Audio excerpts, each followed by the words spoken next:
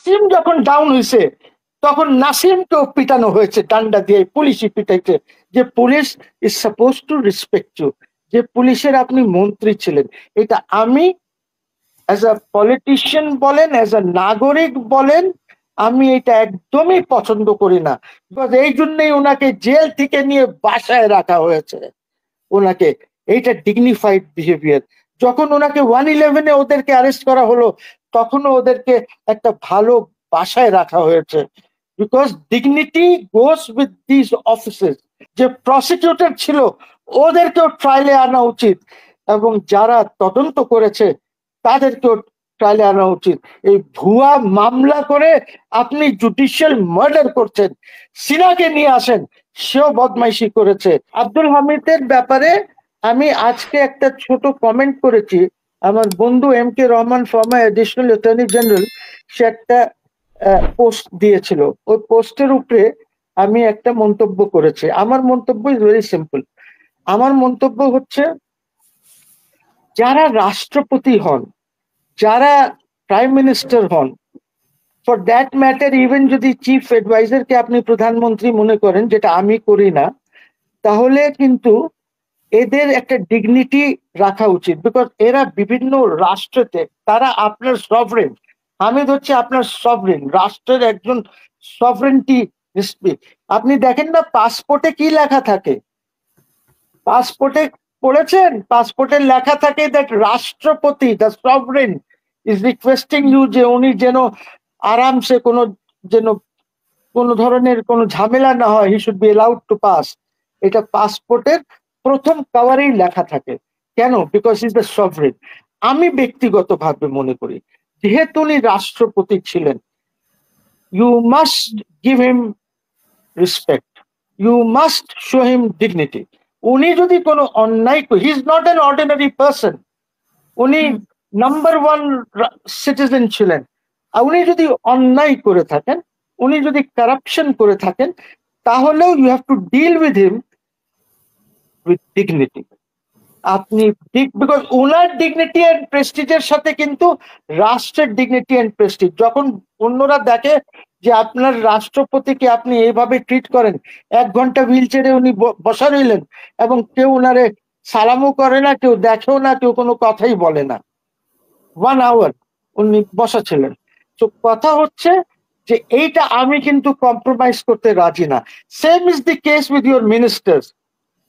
আপনি মতিন সাহেব ওয়াজ home minister 1991 ক্যাবিনেটে। নাসিম সাহেব হোম মিনিস্টার হিসাবে মতিনকে পিটাইছে, পুলিশ দিয়া পিটাইছে। এন্ড দেন নাসিম যখন ডাউন হয়েছে তখন নাসিমকেও পিটানো হয়েছে, ডান্ডা দিয়ে পুলিশই পিটাইছে। যে police is suppose to respect you, যে পুলিশের আপনি মন্ত্রী ছিলেন। এটা আমি অ্যাজ আ পলিটিশিয়ান বলেন, অ্যাজ আ নাগরিক বলেন, আমি এটা একদমই পছন্দ করি না। You must treat everybody with respect. তার কারণ হচ্ছে যে এরা তো রাষ্ট্রকে রিপ্রেজেন্ট করেছে, এরা বিভিন্ন দেশের সাথে আপনাকে। যে ব্যাপারটা আছে, সেই পাসপোর্ট, লাল পাসপোর্ট উনি যে এখন পর্যন্ত ক্যারি করছেন, সেটাও ওনার তো আইনগত ভাবে he can carry it. What is the problem? He is a রাষ্ট্রপতি ফর্মার। উনি যখন চলে গেলেন, কিভাবে গেলেন, কিভাবে আসলেন, এবং ওনার এইটা তো সরকার বলবে। সরকার তামাশা বানায় কেন? উনি তো চিকিৎসা করে বলেছে পালিয়ে গেছে। কে পালাতে দিল? সবাইকে ধরে আনো, সবাইকে বাইন্দা দাও, ওরে সাসপেন্ড করো, ওকে চাকরির থেকে বের করো। তো উনি তো ফিরে আসছে। মাধ্যমে আনবে ওনাকে। উনি আসে নাই ফিরে, উনি ফিরে এসেছে তো। If there is any charge against him, চার্জটা উনি ফেস করবে। ওই ফেসটাও যে করবে, it must be with dignity.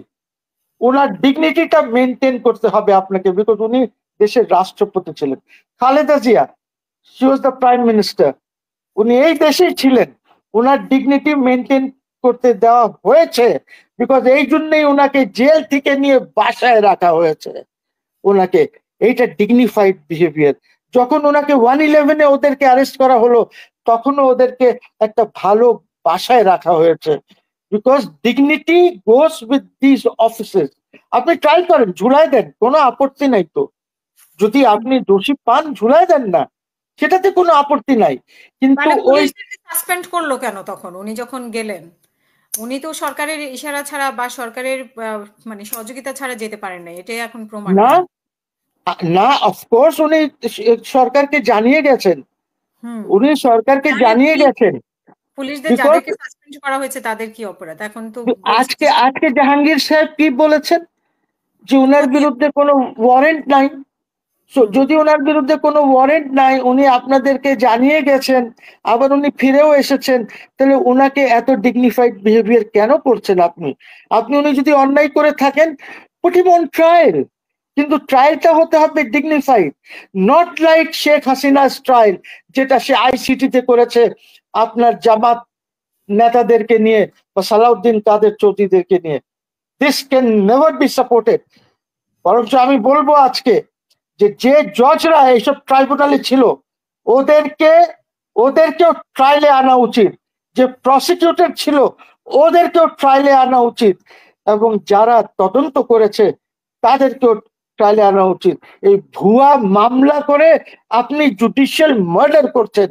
সিনাকে নিয়ে আসেন, সেও বদমাইশি করেছে, ওর বইতে সে লিখেছে এই জিনিসগুলি।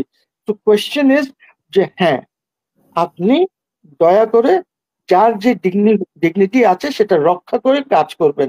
তো আপনি হামিদ সাহেবের সাথে এটা করেন নাই। আর হামিদ সাহেবকে সবাই চেনে তো।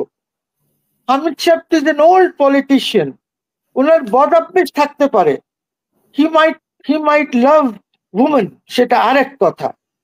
জি, শেষ করবেন please. But what is that got to do with a behaviour like this? আমি জানি না। ভেরি স্যাড, এটা রাষ্ট্রের জন্য খারাপ, এবং এইটার আনসার দিতে হবে আপনার প্রধান উপদেষ্টাকে, because he is running the government. উনি কিভাবে গেলেন, কিভাবে আসলেন, কেন ওই লোকজনকে বরখাস্ত করা হলো?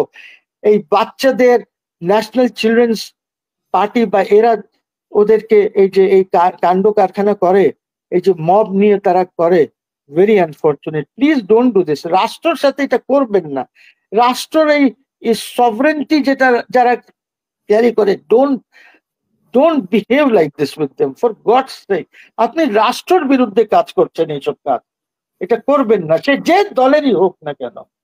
খুরশিদ সাহেবের যে কথাটা আছে, দেখেন, Yunus is a self seeking person. উনি অন্য কারোর জন্য কিছু করেন না, শুধুমাত্র নিজের জন্যই করে।